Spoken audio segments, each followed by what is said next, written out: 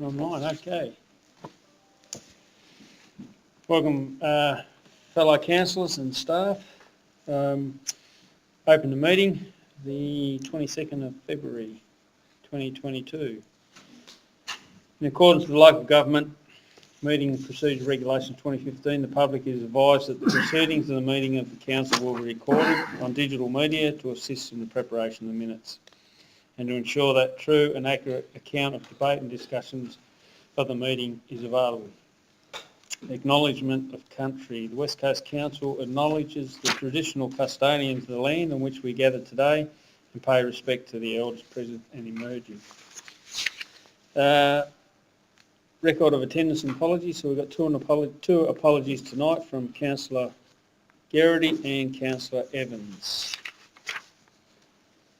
Peculiar interest. If any councillors have a peculiar interest in any item on the agenda, may do so now or wait to before the item is discussed. Confirmation of the minutes. The recommendation is the minutes of the ordinary meeting of West Coast Council held at the West Coast Council Chambers, 11 Stitch Street, Queenstown on Tuesday the 25th of January 2022, a copy which has been previously circulated to councillors prior to the meeting be confirmed as true and accurate record. Someone like to move that way, please. Move Councillor Shea, seconded Councillor Graham. All those in favour? Against? Carried. Public participation and question time. So we have 15 minutes for questions from the public. We've got no one in the gallery, but we've got two questions from the public. Thank you, Mr Mayor. Question one from Vicky Iwanaki, 17 Railway Reserve, Queenstown. Question is, if recycling skip bin trials are deemed a success or failure, what does that mean for curbside recycling for household waste? If you're okay, Mayor, I'll take that on notice. Yep. Question two is also from Vicky, 17 Railway Reserve, Queenstown. How will Council work with the community to ensure a better rate of compliance for household recycling, which would be indicated by higher recycling rates and lower contamination? As per the previous one, Mayor, if it's okay, I'll take that on notice. Thanks, General Manager. Next item on the agenda is Council raise issues and information. Questions about notice. Any councillor with questions about notice? Councillor Ryan Sides. Thank you, Mayor. I do have a question without notice. I'd like to ask if the council could give free native trees to ratepayers, done through a voucher system that is received by ratepayers when they receive their rate notices, as a mitigation measure of council against consequences of climate change that came through one of our constituents, really. I think we'll probably need to take that one on notice at this stage, Councillor Ryan Sides, because we probably need to do some investigation into costs on that before we make a decision on that. Could be that maybe the best next step would be to take it to a workshop in any event. I think my answer would be that yes, they could, but there would be costs involved, and that's a matter for councillors to determine. Would be a matter for councillor policy. So perhaps if what you're really seeking is a councillor decision on that, a workshop might be the best starting point.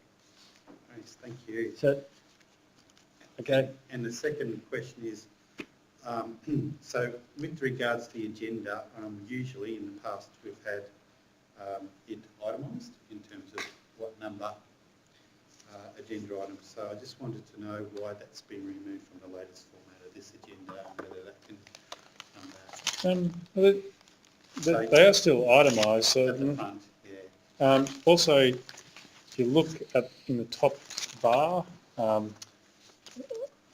when it's PDF, you get an item number, or you can see when you click on the link in the diligence system, the item number is there. So I'm not. So, for example, if I go to the one where we first note, which will come up, then you will see that it's actually got nothing on the side. So what you're saying is, though, you can't see it there. When you're in the diligence board, you can see that.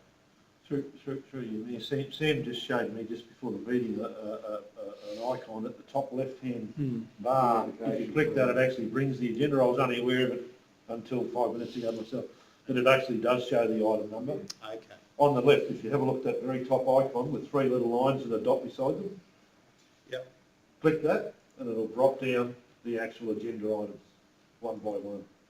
And is that something that the general public would be able to do? I guess that's what I'm... So, if you're looking at it for the general public on the PDF, the agenda items are in the... On the top, with the item number. Yes, with the item number. Thank you.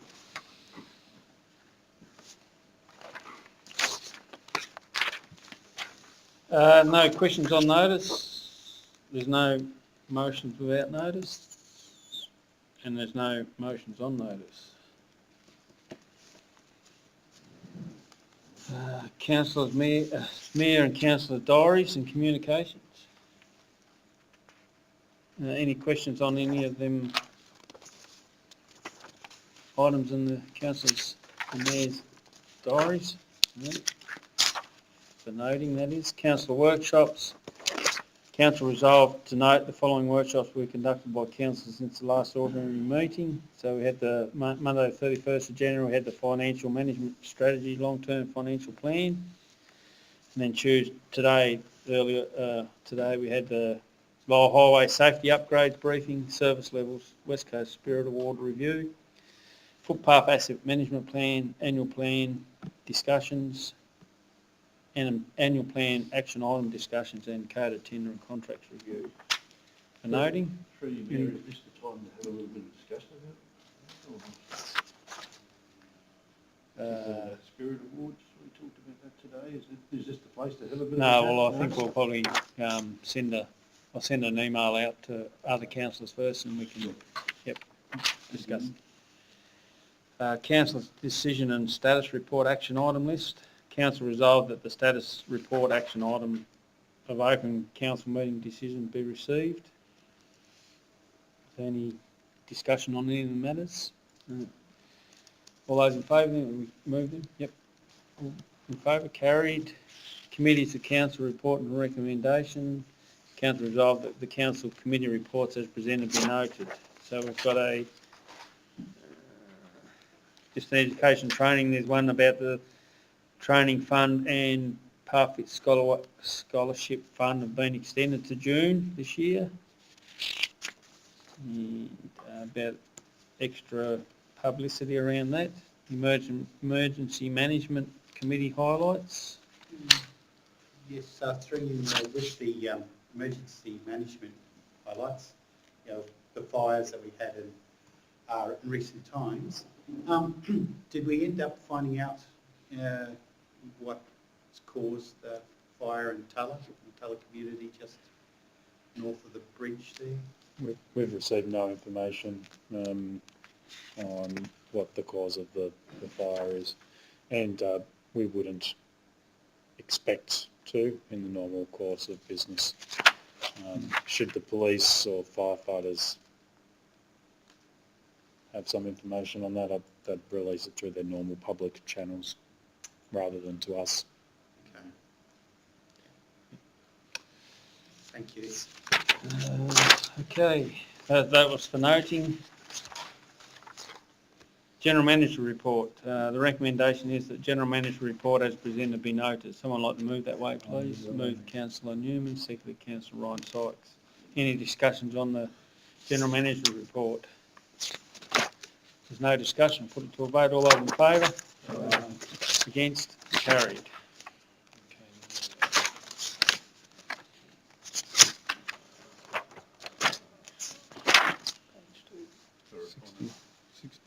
Correspondence? Yeah, page 69. Yeah, 69. Correspondence note that council resolved that correspondence inwards and outwards as presented be noted. Any discussions on any of that correspondence? Yes, through you, Mayor. On page 76, the letter from David Peck, and my apologies not being able to be in the workshop earlier today, but I'm a bit concerned about the one where the state growth has prioritised the $18.75 million on the Lower Highway from Queensland to Strahan on the basis that the current road alignment and width does not satisfy current guidelines for freight and tourist vehicles. So my concern is, surely there's a narrow length of road going from Queenstown and Gormanston down to Linda, so surely the one which has the highest economic value ought to be the priority in case where we can have rock falls, for example. So, you know, and it's more dangerous. So why shouldn't we just ask State Growth to redirect the funding to roads that are much more at risk of rock falls and things like that, and get them to spend the money there? Through you, Mayor, the original funding was partial federal funding to an election promise, which was at the election promise announcement, the Lyle Highway between Queenstown and Strahan. So the funding is tied to that. Will they be doing environmental checks and of the nature of the wall flora and fauna? Because if they start widening that or affect that, then could affect the tourist value of people going down that way, and you know, and we get the ramifications of maybe even opening up for further fires and things like that. So as you open up more land, you've got more chance of fires. I'm not sure about that, but certainly they need to go through the appropriate approvals and process, and that includes ecologists and others. And also on page 101, I'll say the next one. Okay, thank you. Yeah, that's the next report. Okay, any other discussions? So I'll put that to a vote. All those in favour? Aye. Against? Carried. Okay, report repeal of council policy WCC 012, enforcement compliance. The recommendation is that council repeal council policy WCC .012, enforcement and compliance, and note that it will be replaced with a corporate policy. Someone like to move that way, please. Move Councillor Graham, second Councillor Stringer. Open for discussion. Any discussion on the matter? Yes, through you, Mayor.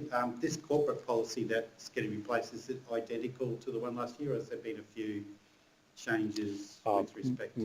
We haven't made any changes, but it depends on council's decision tonight, and if council decides that this one will be repealed, then over the next couple of days we'll finalise the corporate policy. That's a relatively quick process for us, but yeah, largely the same as what we previously discussed. Because the reason why I say that is I remember and I recall actually saying that looking at some future templates on that this year, so that they could be available to all councils to help, you know, reform and modify and make their contracting and procurement, which is a very big area, procuring services and things like that from third parties. I understand that they've updated templates for that, and I was wondering whether or not... Oh, this is for enforcement and compliance. Yeah, well, enforcement and compliance is also some of those... With corporate policies, if LGAT come out with new templates, then normally we would do a review of the corporate policy. Corporate policies are signed off by myself as General Manager, so we can do relatively quick reviews when new things come out. With this one, this was the policy that we previously brought to council. We went to a workshop, and we hadn't received any further guidance from council since that time, so it's brought back to council for a decision. The recommendation is there as per the first report, because that's what staff recommend, but it is up to council to make a decision on council policies. Yep. Thanks, General Manager. I'm sure you, Mayor, I believe enforcement has nothing in this table to do with enforcement. That belongs to you people in here, so we should leave you to it and give you the faith in that you understand your jobs and you do it well. No other discussion on the matter? No. Put to a vote. All those in favour? Aye. Against? Carried. Okay, report closure of the West Coast Parking Review. Recommendation is that council note the final update of the Parking Review 2018 implementations, and 2, endorse the finalisation and closing of the Parking Review 2018. Someone like to move that way, please? Move, Councillor Newman. Second it? Second, Councillor Graham. Any discussions on the matter? Yes, so this was the one I meant, apologies for, with page 101, and I was looking through the various responses that people had. And I wondered, with Joy Chapel's contribution seeking clarity around the 8-hour parking, had we resolved how that 8-hour parking was to be structured? The 8-hour parking does apply 24 hours, so as per the signage. However, there are obvious limits in our enforcement priorities, so that 8 hours over the middle of the night is not generally an enforcement priority, and enforcement in any 8-hour zone is of limited priority to us. Our response to Joy was, yes, it does apply 24 hours. We will monitor your concerns over a period of implementation. We have not had any concerns raised with us since implementation has occurred. Okay. And then the other thing I've seen is a bit of a theme in various responses, you know, with the concerns of parking outside, you know, private property that may also have businesses nearby. Has council looked into the idea of ratepayers being able to get their own permits so that they are permit holders to that spot, and you know, they can be transferred to tenants if they're renting and that sort of thing, so they've always got that because they're a ratepayer, they're there, and then they don't have to be forced away somewhere else. No, we haven't. It wasn't included in the 2018 parking review, and looking at it at face value seems to have it be a scheme of significant administrative burden, as in setting up permits, deciding who's eligible for those permits and where they're eligible to be permitted. It certainly wasn't one of the recommendations out of the parking review, so it hasn't been. If we wanted to assist you into looking at that at some stage, what would be the course of action? For example, like I know that there'd be a register that need to be set up. I know that ratepayers get rate notices. There'd need to be a new parking policy, would need to look at the bylaw, would need to set up zones, would need to fund the permits and things like that, and be significant resources, and we have not at the moment had any complaints on that matter. Oh, well, that was that one from Joy Chapel. So these were complaints pre-implementation. So this is when we went out for the plan.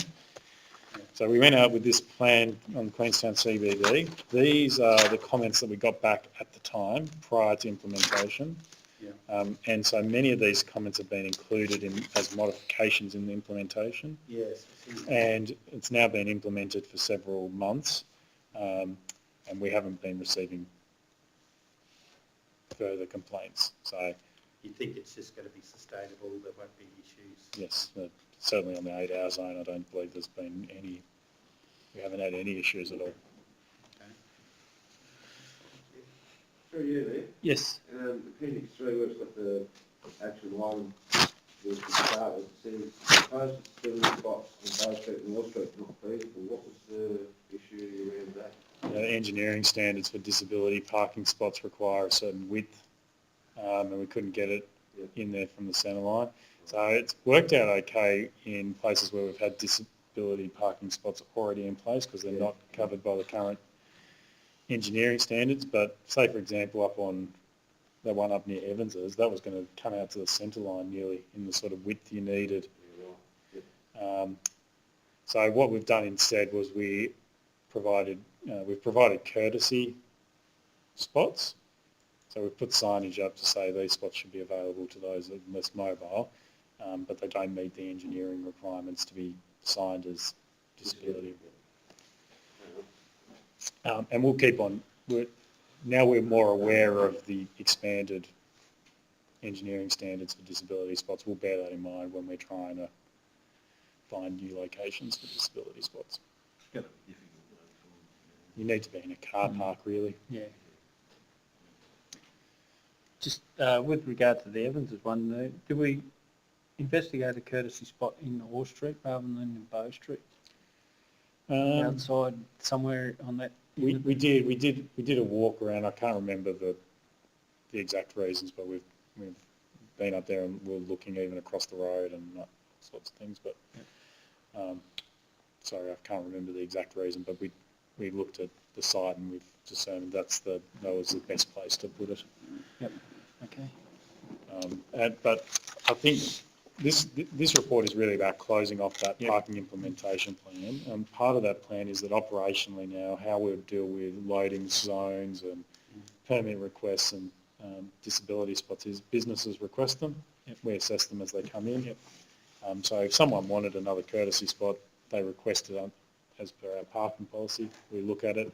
We've had a couple. We've had a request in for a loading spot down at Strawn, at the Wilderness Woodworks there, and we're looking into that. So really this is about taking us out of implementing this plan, which has been around a while, to operationally focused, and we can deal with them as they come up. Okay. Okay, so we'll put that to a vote then. Pretty sure that's got a second, isn't it? Yep. Great. So all those in favour? Aye. Against? Carried. Next item on the agenda is the West Coast Council footpath asset management plan. Recommendation is that council note the next stage of the asset management plan. Footpaths will require identification of footpaths not to be maintained / replaced at the end of life in accordance with the service levels in the plan, or a significant increase in operational funding. And A, adopt the asset management plan footpaths and agree to modify the long-term financial plan and rates policy to provide an additional $750,000 per annum. Or B, adopt but modify the asset management plan footpaths to achieve the upgrades over 30 years, and note that no overall increases footpath quality or service levels are expected. Someone like to move that way, please? Just for discussion. For discussion, move Councillor Ryan Syke, seconder, Councillor Graham Kerry. Open for discussions.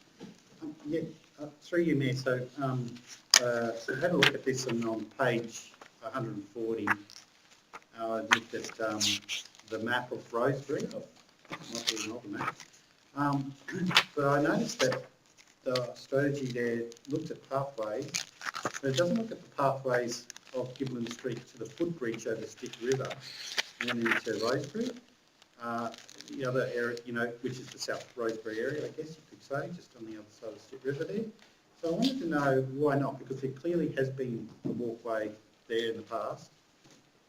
It is quite dangerous because it doesn't allow people with mobility issues to connect from the roadside to the footpath to go over the river. Those who are baby prams, walkers, wheelchair, even motorised wheelchairs. So I'm wondering why it hasn't been identified as one of those areas to upgrade and service in any of the lines. I looked at all the lines here. I think it's actually the Murchison Road. Yeah. So there's a couple of reasons. For that. One, this plan doesn't try to identify every possible upgrade. We've prioritised upgrades for a whole range of different reasons. When we're talking about that road, one, that's the primary highway, and it's relatively constrained in terms of width. So construction there is difficult and would add more cost, both because you need to get appropriate permits from state growth, but also there's some constraints there. And we've actually prioritised another link down through going down near the Oval. Yeah, because our main priority has been to connect people with community assets. So when we look at the strategy, we've focused on linking routes because we're trying to get people to community assets. So in Rosebery, one of our main aims has been to connect people to education assets, which has been an ongoing program over the last couple of years. But now we do have a disconnect between recreation assets, particularly the basketball courts and the rest of Rosebery. So we've prioritised that as well as upgrades to other linking routes in Rosebery. We've essentially looked at projects based on the so if you go into the strategy right up front, we look at the goals in 2.2 and then adopt some strategic priorities, and then you also see the things that we've used to determine these priorities. The lifetime costs, those ones get yep. Yeah, so this certainly doesn't represent an upgrade of the full footpath network or providing a full footpath network. It's a plan that we think focuses on priorities meeting the service levels expected by the community or asked for by the community. I guess my concern is on 2.2 that you just referred to there. One of the dot points is linking footpaths will be provided on one side of the roadway. I see it's still there, and I do see the danger of it being there still. Does that mean at some stage we might look at evaporating it off one side so that nobody's encouraged to go that way? As per the next part of the plan, we would go through all the towns and identify those footpaths that wouldn't be maintained. I don't even know if we do maintain that one currently. No, going through where that footpath actually goes, Stip Bridge goes no further.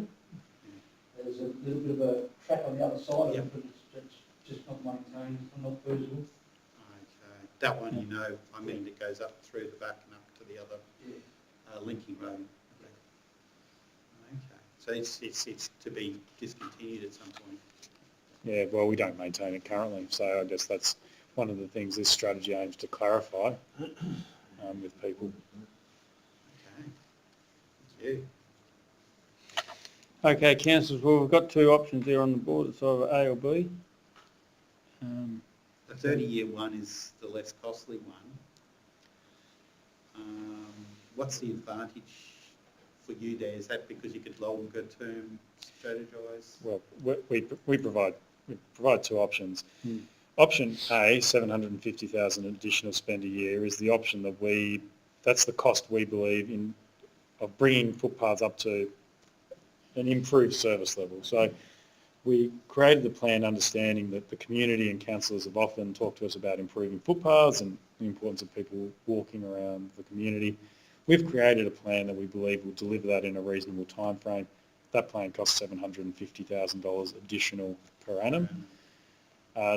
Option B is essentially business as usual. So that represents sort of our current spending on footpaths, but we would not expect to see the overall network improved in quality over that time, because we would spend money on upgrading a footpath, but at the same time our depreciation would mean that the rest of the footpath network is degrading. So what we're trying to get across is that currently we spend around 150 to 200,000 per annum on capital works.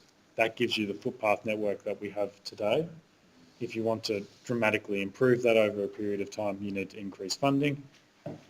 Otherwise, we are accepting sort of the current overall level of the network, but we're identifying where our priorities are for improvement over the period. So either is still helpful for us because it tells us what we will be planning for next year or the year after.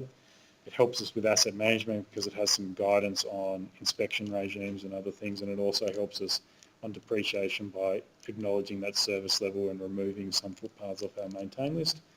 But we would not expect to see in 10 years' time a dramatic lift in the overall quality of the network. So we may need to increase the rate base a little bit to... it represents an approximate 15% per annum rate increase, 750,000. Commencing, say, next year or something like that. That would have to be worked out through the rates policy, but council, if council adopted and say we're going to achieve it in 10 years, council needs to find $750,000 of recurring income. So I guess that's just being open with councillors about what the cost is. The public response is disappointing for submission. It's very hard as a councillor to know what the community actually wants. I mean, certainly we've all had complaints about footpaths before, and that. Absolutely. You would have thought they would have been a response to that. And a lot has been about trying to make them even and, and drainage. The only thing I can't get, I realise that you need extra 750,000 every year, but it needs to adopt a 15% rate increase. Is that like going straight away, or do we spread it out over a couple of years? I think we need to get the messaging right on that aspect of it, or we're going to pop it on if council were to adopt it and say we're going to achieve it over 10 years, we would then work that into the long-term financial plan and the rates policy. The aim would be, so the long-term financial plan goes over 10 years. We would look at that and you'd look at the curve and try and make sure that rates over that period increase by $7.5 million. So that would mean you could do lower increases at the start and more at the end, and you could juggle that around. But I guess we've included it in here so that councillors and the community are aware of sort of the approximate level of increase that would be required. So, ideally, we'd say year one, 15% rate rise, but certainly that's not what is necessary. You'd ramp it up over time. And I think realistically, we wouldn't go out next year, for example, and be able to do 750,000 on footpaths. You'd need to ramp up our internal planning and project capacity to do that.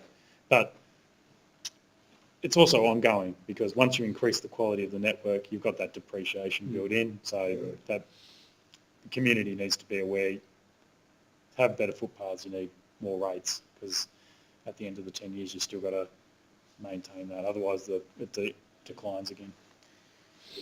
And it will improve health and safety in some of the areas where they're uneven, or, insurance claims that could come, because someone says, like, I've tripped over here. The network would be better, but a large number of our footpaths would still be quite uneven, would still be of low quality. They would be better. The more you spend, the better they get. We would be replacing with asphalt and concrete primarily, so they would be better. But when you look at this plan, we're still primarily focusing on CBDs and linking footpaths. We're not really getting out into much further than that over the 10-year period. I would expect that if councils in the future, in 20 and 30 years, continued the level of investment, probably within 50 years you would be out into the... and concrete footpaths do last a long time, but yeah. Through here, so if we go, this should reduce ongoing maintenance costs over time, is that correct? Yes. Yeah. But we've looked at the network, we've used engineering standards to assess the level of maintenance we should be spending on it, and we're well below that. And that's what's leading to footpaths to fail prior to the end of engineering life. So you might say that a gravel footpath should last 10 years, life expectancy. I can't remember the exact figure on gravel we had, but approximately 10 years. Ours do not, because to do that you need to spend X amount per metre, and we don't. So in reducing the maintenance costs, we're not going to see a cost reduction, but you are going to start to see more of our footpath network go to the end of life, because what we can do goes further. So you will see that will also add to footpath quality, I would suspect, rather than a drop in maintenance. Maybe like if you got to 100% concrete, that'd be a massive reduction in maintenance, but we're a long way away from that. But option A is probably not going to achieve that either initially, is it? No. We had some discussions just earlier about this, and we sort of agreed that we need to throw something at it. But I'm not sure that option A or B helps us with what we were talking about in terms of what we thought was a reasonable thing if we chucked, 1.5 or 2% as we discussed per year. That's not going to be 750, is it? We're not quite going to be there, are we? Yeah, I mean, it would be an option for council to choose B and note that the long-term financial plan is up for discussion. Yeah. And council could, at that point, determine... How much goes into... I think that's probably more what we were talking about than earlier today, Yes. then, Yep. wasn't it, Nick? Yeah. Oh, and also, I guess when you say determine that aspect, determine the priority CBDs, I suppose, too. No, the priorities are listed here. Yeah, So, the priorities are there. So that really has got nothing... Money. Yeah. Oh, money priority. no, so council sets, if council gives me 200,000, I go through from priority one and go down. Council gives me 1.5 million, I go through from one and go down. It's just, you get down the list a lot quicker with 1.5 million. So, for That's example, operation. next year, I think there was several streets in Zeehan and Pengana, Yeah. Pengana Road, were the priorities. We'd go through and whatever council allocates in terms of capex, we'll go, well, we've got this. Let's start with number one, then go to number two and so forth. So maybe we should do option 18 because we could get the priority ones out of the way and. I think- Yeah, so Can I say, just, sorry, through you, Mayor, we had other discussions today which might make that a little bit difficult, and that comes down to our long-term financial planning. I think personally, all the councils need to get their head around what we're going to do to bring us back to a square ledger on financial planning before we commit to something like 15% on just one of the action items of the annual plan. It's 15% is going to potentially put us up near the 20% rates increase. Perhaps even higher. Higher, I think higher. about 23%, to be honest, 23%. just to bring the square ledger of the financial plan. So there's other serious decisions, long-term financial planning that must be made whilst considering this cost. Yeah. So council, We've talked about it today, so we've got our heads fairly squarely about what needs to do and what we'd like to do. But you can't just jump to a 15% given our current financial position, given what we discussed Yep. today. Even if the 15% is not 15% next year, but it's plain. well, it is. it is. It is. It's ongoing. It's ongoing. So to up a service level, you end up Yep. operational expenditure. So if you want footpaths or roads or anything to be better, you need to spend more money year on year on that asset. So, Councillor Ryan Sykes, you moved the motion. Are you happy to vote with item B? Well, yeah, at this stage, given we do have another option to pursue as what the general manager's offered. Yeah. Councillor Graham, you happy with? My support is for B at this Yep. point in time, and that gives us the scope we need, given our discussions today. I think anyway. Any other discussions, any other councillors? Put it to a vote. All those in favour for item, note the next stage of the asset management plan, footpaths will require identification of footpaths not to be maintained, replaced, end of life in accordance with the service levels in the plan or significant increase in operation funding, and B, adopt but modify the asset management plan footpaths to achieve the upgrades over 30 years, and note that no overall increases footpath quality or service are expected. All those in favour? Sorry, Mayor, is it? I did say we're putting to a vote. So all those in favour? Against? Carried. Okay, matters for closed session, closed meeting.